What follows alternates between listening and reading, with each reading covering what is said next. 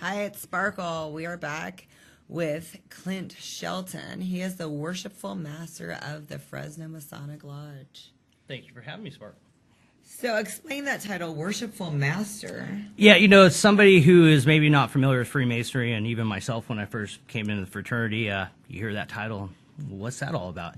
But you got to remember that Freemasonry, a lot of the terminology is rooted in 17th century English. So if I had to maybe put a modern translation onto that, worshipful would be like honorable, like you would prefer to as a judge, and master just means leader. So I guess a modern translation would be honorable leader of the Fresno Masonic Lodge. And every lodge has a master. And I just happen to be serving this year. Doesn't mean I'll be serving next year. We do have a change in leadership every year. So that's pretty much how that works. Sounds good. So explain to us about the Masons. If someone doesn't know anything about Masonic history, how long has it been around? In general, and then how long has it been around in Fresno? Well, we're in the unique position. We're probably the only organization where we're so old, we're not sure how we started. We do know that we are at least 300 to 400 years old. We went public, so to speak, in 1717 with the formation of the first Grand Lodge in England. And you got to remember the time frame, though. This is the beginning of the Age of Enlightenment, when you were able to have different ideas and express different religious views without the fear of the church or the state coming after you. So definitely been around for 300 years. As far as what we do, really, we're a fraternity. We're the world's oldest and greatest fraternity. And what we do is we focus on improving ourselves as men, trying to be better people, better men, serving in the community, being good citizens, and trying to help out those who are less fortunate than us. In what way? Well, we do a lot of community events. We've adopted a highway. We're big supporters of public education, and we do practice some quiet charitable acts. We don't make a big deal of it. We're not looking for attention that way, but charity is a very big part of Freemasonry. Who are some of the most famous Masons that we know? Oh boy, how much time do we have? You just go with the very the ones. ones that everybody knows. I think if they know anything, would be George Washington, our first president, and Benjamin Franklin. And that's kind of how I got interested in Masonry. I like history. I really didn't know anything about it, except that a lot of our founding fathers were Freemasons. And I think I saw a documentary on the History Channel. So, these guys sound okay, and finally worked up enough nerve to walk into the Masonic Lodge, and the rest is history. So how does one become a Mason?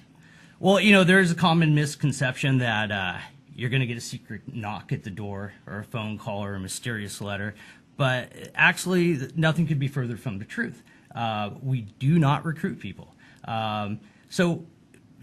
Basically, the way to become a Mason is to ask a Mason. In fact, you might see those bumper stickers around town from time to time. It says, "To be one, ask one." And it's a little more complicated than that, but that's definitely the first step. We are a fraternity, so it's open to men only. You have to be of lawful age, which in the state of California is 18. And the one of the other requirements is you got to have a belief in the supreme being. So you have to. Atheists are not allowed to join, but from that point, we really leave it at that. Your religious preference is up to you. We don't get too deep into that, as long as you believe in a supreme being. And then the third requirement is just to be a man of good moral character. And usually what that means is, you don't have a whole list of felony convictions on your rap sheet. So other than that, it's open to men over 18. Of all backgrounds. In fact, that's one of the things I like best about Freemasonry is you have the opportunity to meet men of different backgrounds, different socioeconomic status, different ethnicities, and we all come together under the same belief that there is a God, and our purpose here on the planet, while our time is short, is to do good deeds and serve others. And we've been very fortunate at Fresno Lodge. We have open house every Tuesday night, and we've had people literally from all over the world walk in. That's one of the great things about the Brotherhood. I could be in another state, another country, on business or pleasure, maybe on vacation, and I could walk into a lodge and instantly I would have friends. And that's happened down at Fresno Lodge, so that's one of the things we really enjoy about it. So you say it's only open to men, but nowadays we have a lot of transgender. So let's say like if I'm in the process of becoming a man and I become a man, fully become a man in the next 5 months, can I become a Mason?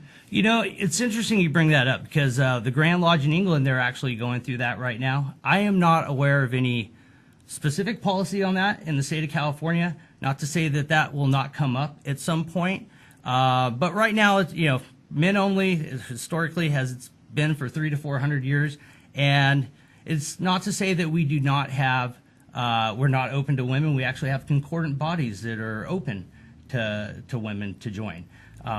So it's much in the same that I couldn't join the Girl Scouts because I'm not a girl. So as far as that question, I'm sure that's something that will be determined here in the future. So your concordant groups that you have females, and do you guys ever have an event where you guys merge together, like a ball or something? Oh, all the time. In fact, Okay. when I say we're a fraternity, really the only aspect of the of our lodge where women or non-members are not allowed to attend is just our business meetings and our ceremonies when we initiate new members. Other than that, we're totally open to the public. We pay taxes. We hide right out on Shields Avenue, so there's we're pretty open to the public.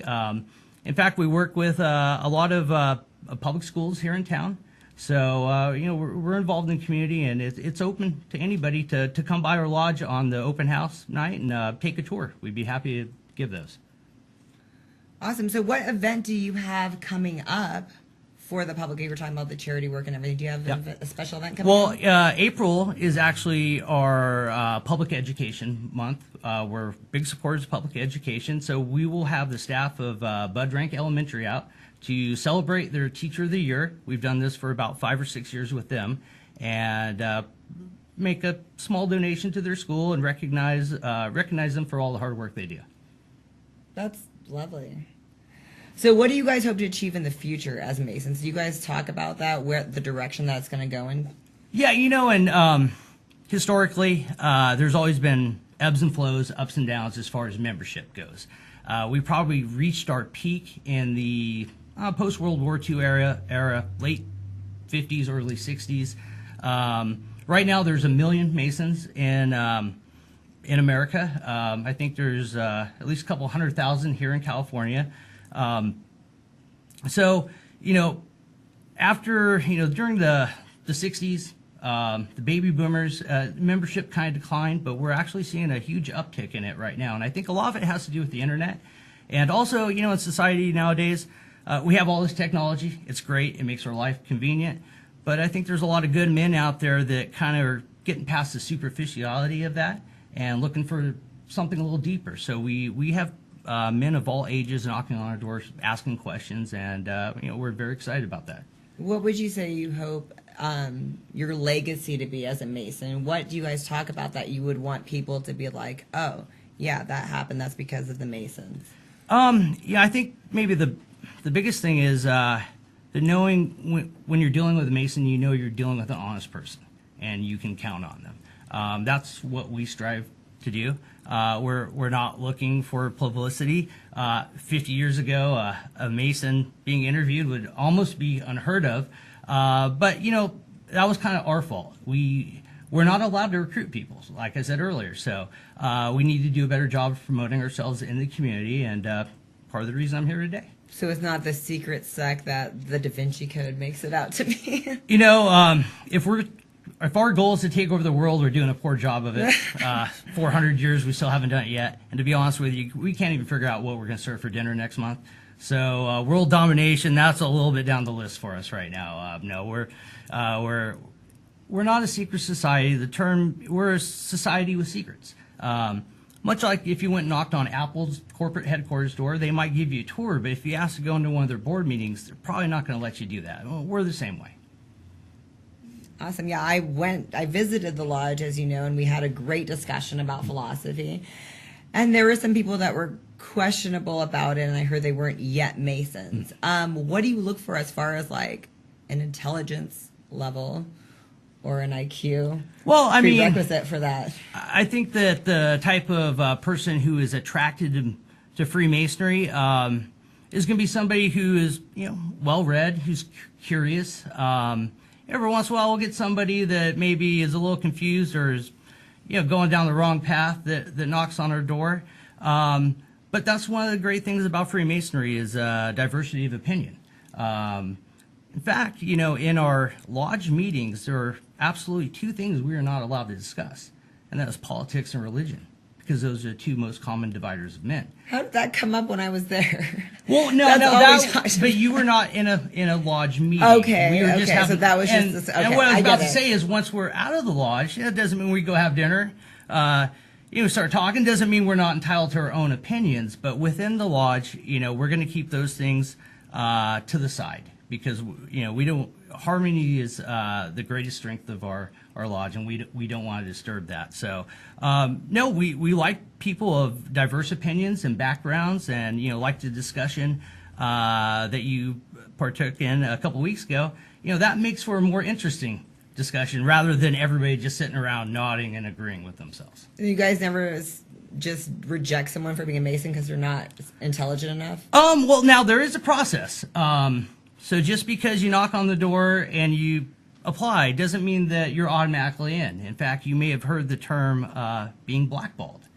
That comes from Freemasonry. We have a vote. Wow. So if one person in the lodge votes against you, you're not allowed to apply for another year. Oh, so everybody has to be 100%? 100%. And Nice. that's just to make sure that everybody's on the same page. And like I said, we don't want to disturb the harmony of the lodge. And there's no limit to how many Masons you guys elect a year? No limit at all. In fact, when our building on Shields Avenue was built in the late 60s, there were over 4,000 Masons in Fresno. Oh, wow. Now, that number has dropped a little bit. We have, on our books, we have about 300 members in our lodge. There's another lodge here in town that has 300 members. So, yeah. How much does it cost to become a Mason? There is an application fee of $350. Part of that goes along with the background check and some of the gifts we present to you when you do join the lodge. But other than that, just $170 dues every year. Great. Well, so is there anything else you'd like to end on? And you'd like to end on before we end. People to know about. Well, if anybody is interested, like I said, we have an open house every Tuesday night, 7 p.m. Shields Avenue, right in between First and Millbrook. And it's open to the public. We'd love to answer questions. Like I said, maybe in the past we haven't done as good of a job as we should have, explaining ourselves, and that's how you get some of these crazy, wild theories out there. But we're just good men trying to make ourselves better and help out in the community and help out those who are less fortunate. That's great. Thank you so much, Clint. I Thank really you for appreciate having us. Come back to our lodge. We'll have you over for Come dinner. back on the show. Bring some more Masons. Okay, I'm very we'll do fascinated that. by this. That's Okay. why And we barely scratched the surface. I trust can me. only imagine. Well, our segment, I know it's not officially out yet. It's called Movies, Masons, and Music. So we got are the gonna- Mason part covered. Yeah, so we're gonna keep on bringing you guys back every month because I'm really fascinated by it. I really want to become a Mason, so I'm very sad that I can't. I'm thinking You can go to France. They'll make you a Mason.